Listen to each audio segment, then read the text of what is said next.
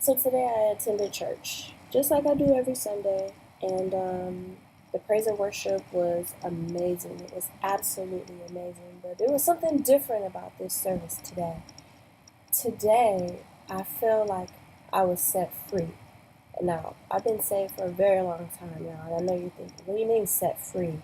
Well, it was different in the sense of when it came to my worship to God, to my praise to God, to displaying my love and affection for God, I closed my eyes and I pictured myself before the throne, and I felt like I was free.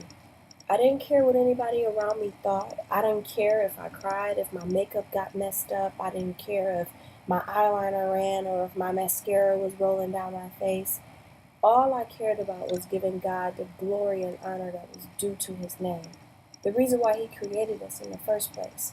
Now, I say this because I look back over my walk with Christ and I think about how in bondage I have been to what other people think about me. What's this person going to say if I cry out? What's that person going to think if I lose control?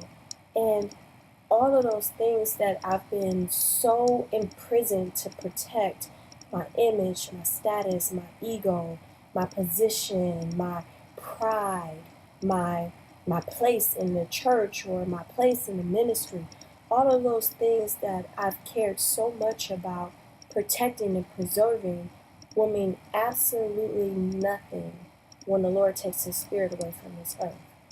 All of those things will be absolutely nothing when God's Spirit is taken away. So, why do they mean so much now? Why do we care so much about holding ourselves back from giving ourselves completely over to God in a freedom of worship to Him? Why do we care so much about the things that stand in between us and connecting to the Father? Why do we continue to let the bondage of our insecurities and our consciousness prevent us from freedom and liberty of being in the presence of the Lord? Why? Why? Praise and worship was the very reason that the Father created. Praise and worship is something that we should be willing to give. If He never does anything else for us, what He's already done by giving His only Son to die for our sins, to reconcile us back to Himself, is enough. It's already enough to last us in eternity. So why are we so content with not praising and worshiping God? Not only with our voice, not only with our hands, not only with our mouths, but even with the way that we live our lives and carry ourselves before our brethren and even unbelievers. Why are we so content with holding back our true love and our true passion for Christ, for the Father, because of what others think about us? I can't answer that question for you, but I can answer it for myself. Fear. And we know that God has not given us the spirit of fear, but of power, love, and a sound mind.